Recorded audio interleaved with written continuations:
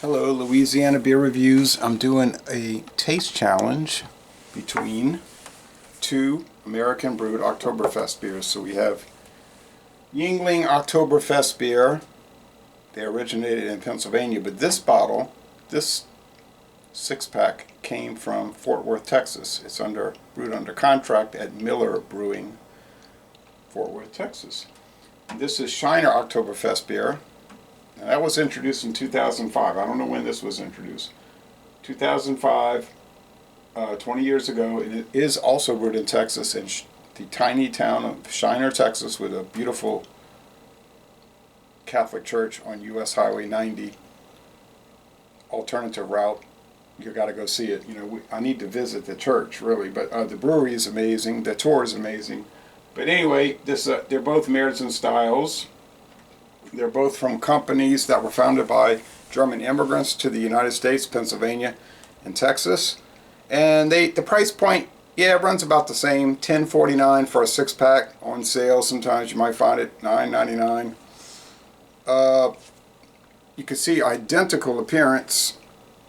The copper color, clear, off-white head. They both have twist cap bottles. Although you might find them in cans in your area. Louisiana, we tend to get the bottles, but other places I know they get the cans. So they're very comparable. 5.7 for Shiner, 5.5 for the Yuengling, and their IBUs are about the same, around high teens, 18s or 20s. So very comparable. And like I said, both of my bottles are from Texas. So, okay, that's the Shiner. Got to look at my tags before I forget. That's the Yuengling. I think they're so close, I'll never get it. There's a better chance of getting it wrong than getting it right, I think.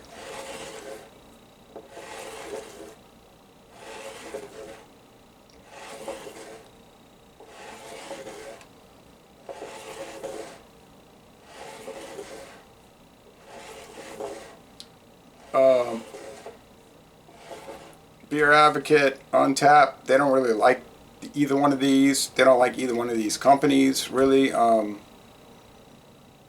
think because probably they don't give money to certain causes, if you get my drift.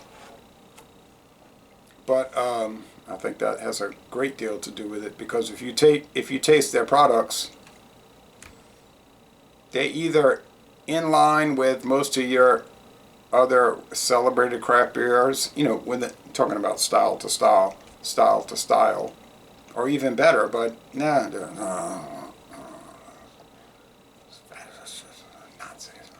whatever they're saying about them, it's a bunch of idiocy, but this is how people's mind is clouded, and it interferes with their reviews. Okay, so let's go with the aroma. They're kind of like a Beta, Founders, Bell's,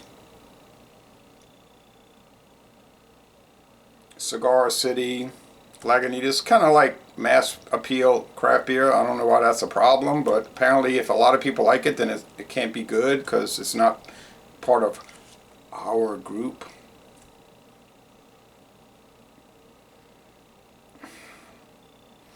Yeah, it smells like bread crust. Same, so aroma, same, appearance, same, taste.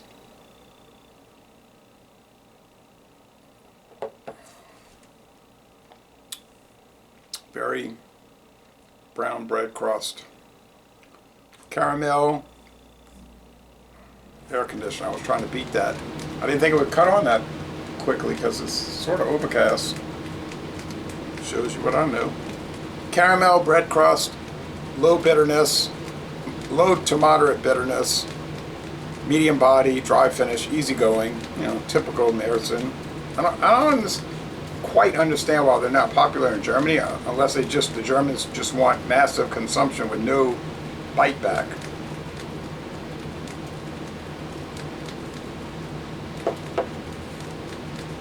And more alcohol. Because these are generally lower alcohol than the fest beers, the modern fest beers. Yeah, same thing, bread crust. honey top bread crust, maybe Sara Lee honey top brown bread, medium body dry finish. Which one would I buy? Well, whichever one was cheaper, which in my case, they're always the same price, so there's no benefit there.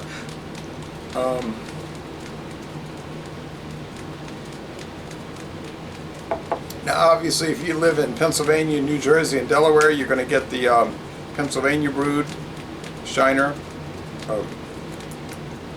Yuengling Oktoberfest. If you live in Florida, Georgia, Alabama, you're going to get the Tampa, Florida Yuengling, the old Schlitz brewery that they bought. But here in the the South Central and then the Southwest, you're going to get the Texas-brewed, since they did that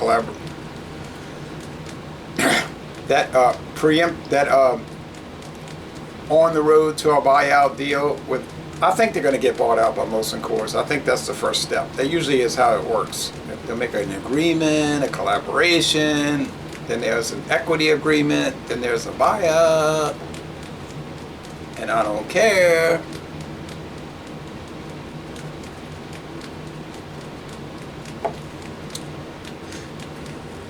It's really mellow. I mean, if you like bread crust, you would like these two. I don't know what really else to say about it. It's not too elaborate. Märzens are never too elaborate. Eyinger, Spaten, Warsteiner, which we never see anymore. Polaner, which I can get right there. Hackabschor, I can get right there. And then we got the Weihenstephaner, that's the Fest beer, get right there. And so forth. You know, I mean, the Fest beers, they got their, I call them their malt liquor flavor, which I agree with myself, you know. They have their malt liquor flavor without the adjunct, rice or corn. But that general feeling, you know, that general principle. Then you get the Märzens with the bread crust.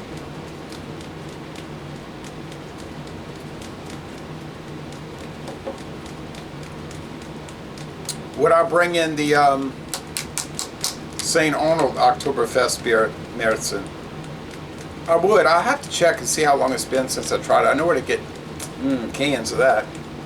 For some reason we start getting more cans than bottles of the St. Arnold. Oh well. Well, I'll say that they're very close.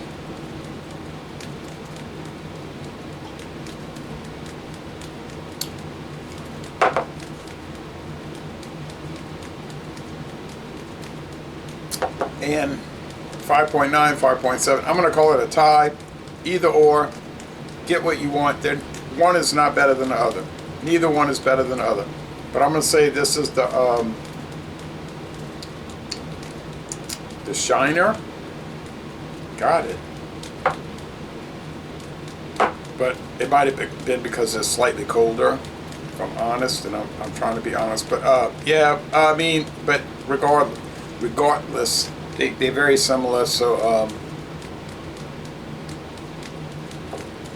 take your pick, really. Now I put some old Oktoberfest beers up here. Fest beer from Heinebrau in Covington. They went out of business, sadly. He was from Germany, the brewer, and it was a Fest beer, not a Märzen. Heileman's Old Style Oktoberfest. I don't know. Oh, Märzen style, I thought so. Then they show a map of their when they had they might still sponsor Oktoberfest up there across.